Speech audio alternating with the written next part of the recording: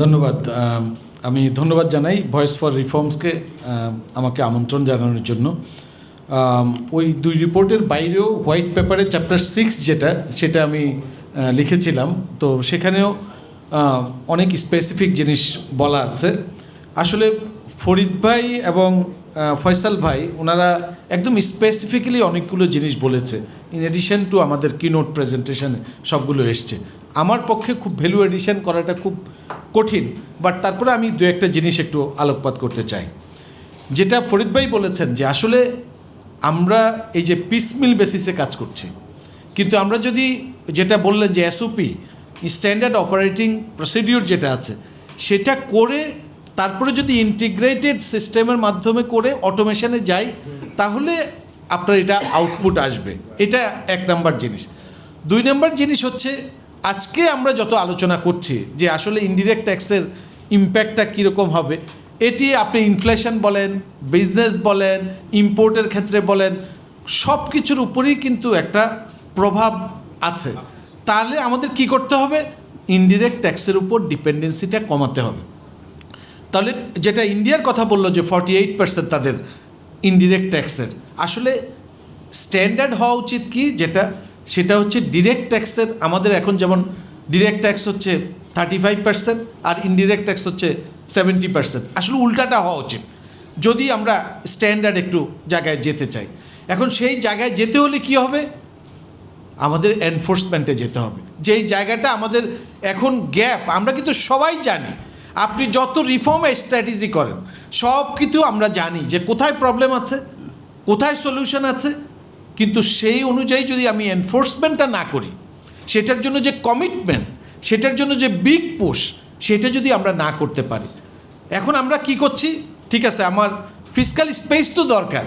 এখন fiscal space না হলে তো আপনি এডুকেশন, হেলথ, সোশ্যাল প্রোটেকশন কোথাও আপনি খরচ করতে পারবেন না। এখন ফিসক্যাল স্পেস বাড়ানোর জন্য সহজ পদ্ধতি কী? এই সহজ পদ্ধতিটা হচ্ছে এই ইনডিরেক্ট ট্যাক্সের জায়গাটা, এখানে একদম সহজে করা যায়। কিন্তু আমরা এখান থেকে বের হয়ে আমরা কিভাবে ডিরেক্ট ট্যাক্স, এখন ডিরেক্ট ট্যাক্সের মধ্যেও সরকার সহজ পদ্ধতিটা নেয় যে যারা ট্যাক্স দিচ্ছে শুধু তাদের উপরই প্রেশার দিচ্ছে, কিন্তু যারা ট্যাক্স নেটের বাইরে আছে। কয়েকদিন আগে আমি প্রথম আলোরই একটা রিপোর্টে দেখলাম, ঢাকা উত্তর সিটি কর্পোরেশনে 3,42,688 হোল্ডিং নাম্বার আছে, এবং এক একটা হোল্ডিংয়ে যদি গড়ে 6টা করে ফ্ল্যাট ধরে, তাহলে বলা হচ্ছে 20 লাখের উপরে ফ্ল্যাট আছে। এখন এই 20 লাখ কি আপনার ট্যাক্স নেটের মধ্যে আছে? তারপরে হচ্ছে দক্ষিণ সিটি কর্পোরেশনে এরকম 17 লাখের মতো আছে। আমি জাস্ট উদাহরণটা দিলাম। তাহলে যারা ট্যাক্স নেটের বাইরে আছে, আপনি যদি তাদেরকে না নিয়ে আসেন, শুধুমাত্র যারা ট্যাক্স দিচ্ছে, এই যে আমরা ডিরেক্ট ট্যাক্স বাড়াতে গিয়ে শুধুমাত্র আগে 25% ছিল টপে, তারপরে 30%, এখন এবার শুনছি সেটা আরও বাড়াবে, তাহলে তো সেটা ফেয়ার হলো না। ফেয়ার হবে আপনার ট্যাক্স নেটটা আমরা কীভাবে ব্রডেনিং করতে পারি।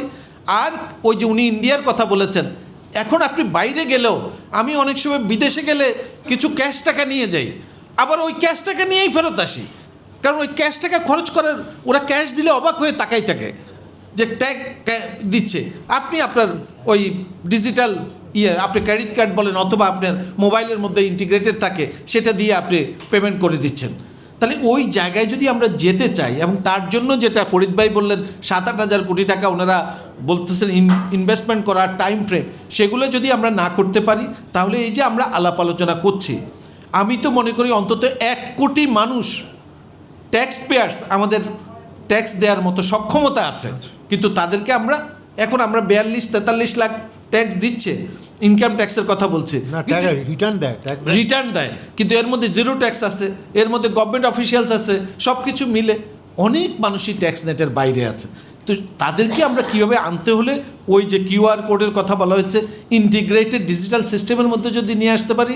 আরেকটা যেটা আমি শেষ করব এটা বলেই, যে ভ্যাটের যে আপনি এত কিছু না করে বরং আপনি নেটটা বাড়ান, যেটা আমাদের ভাই বললেন, আমাদের রেস্তোরাঁ সমিতির প্রেসিডেন্ট উনি ইমরান ভাই বললেন যে আপনার যদি 10,000 কেন রেজিস্টার থাকবে, তো আপনার আপনার তো পয়েন্টগুলো অলরেডি আপনি তো জানেন, তাহলে ওই রেজিস্টার করার জন্য বরং আপনি কমাই দেন।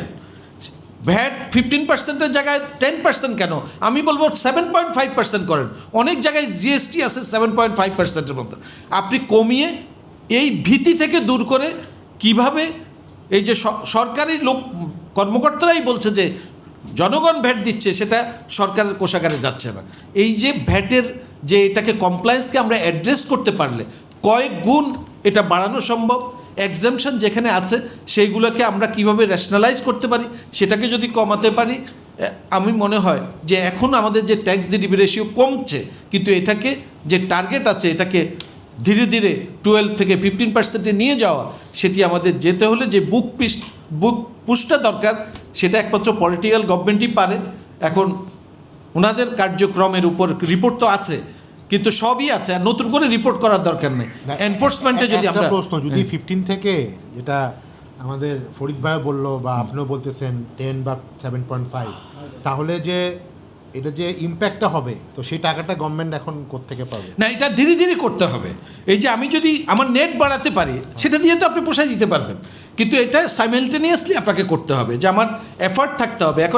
এখন এনবিআর কিছু অটোমেশনের কাজ হাতে নিয়েছে, কিন্তু যেটা ফরিদ ভাই বললেন যে পিসমিল বেসিসে, কিন্তু আপনি ইন্টিগ্রেটেড সিস্টেমে ইন্টার অপারেবিলিটি, যেটা আমি বললাম যে ঢাকা সিটি কর্পোরেশনে যদি আপনার যদি 40 লাখ মানে ফ্ল্যাট ওনার থাকে, তাহলে কজনকে আপনি ট্যাক্স নেটের মধ্যে নিয়ে আসতেছেন? আপনার রিটার্নই জমা দিচ্ছে মানে 42 লাখের মতো। তো এই জায়গাগুলো অ্যাড্রেস করতে পারলে আমার মনে হয় আমাদের ফিসক্যাল স্পেস বাড়ানোর কোনো বিকল্প নাই, কিন্তু সেটার জন্য সহজ পথ থেকে বরং কীভাবে নেটটা আমরা বাড়াতে পারি, যেখানে আমাদের লিকেজ আছে সেটা আমাদের কিভাবে কমাতে পারি। কারণ যদি ভ্যাটের আনট্যাপ পোটেনশিয়ালিটি যেটা, সেটা যদি 30% দিয়ে থাকে, 70%কে আমরা কীভাবে 100% আমরা আনতে পারবো না, কিন্তু কিভাবে আরও লোকটা নিয়ে আসতে পারি। আর যেখানে ইনকাম ট্যাক্সের কথা বলা হচ্ছে 80% যেখানে আনট্যাপড এখনও আছে, তো সেটা আমরা কিভাবে, আমাদের ইকোনমি তো অনেক বড় হয়েছে, এখন $500 বিলিয়ন ডলারের ইকোনমি, সেই অনুযায়ী তো আমাদের মাত্র পাবলিক এক্সপেন্ডিচার যেটা বাজেটের কথা আমরা বলি, সেটা মাত্র 13 to 14%। আপনি ইন্ডিয়ার দিকে তাকান 20%-এর উপরে, আপনি নেপালের দিকে তাকান সেটাও 20%-এর উপরে।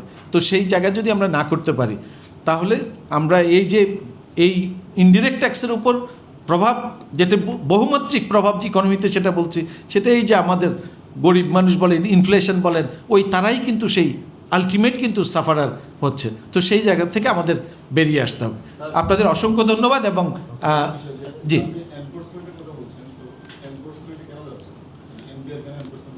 এনবিআরের তো ক্ষমতা নাই আসলে, এটা পলিটিক্যাল কমিটমেন্ট লাগবে। যারা রাষ্ট্র চালাচ্ছেন তাদের কমিটমেন্টটা, এনবিআর হচ্ছে একটা ফাইন্যান্স মিনিস্ট্রির আন্ডারে একটা অর্গানাইজেশন, কিন্তু সে তো নিজে কিছু করতে পারে না। তাকে করতে হলে যে পলিটিক্যাল কমিটমেন্টটা, সেই পলিটিক্যাল রাষ্ট্রের কমিটমেন্টটা লাগবে। সেই জায়গায় যদি না করতে পারি, তাহলে আমরা এই আলোচনার মধ্যেই থেকে যাবে। আপনি তো অ্যাবসলিউট নাম্বার দেখেন, আপনার অ্যাবসলিউট নাম্বারে কিন্তু বাড়ছে, কিন্তু আমরা জিডিপির কনটেক্সটে বলি, কিন্তু সেটা যদি করতে হলে যে বিগ পুশটা দরকার, আমরা ইকোনমিক্সে বলি বিগ পুশ থিওরি, সেই বিগ পুশ পলিটিক্যাল গভর্নমেন্টই নিতে পারে, রাষ্ট্রই নিতে পারে। Thank you.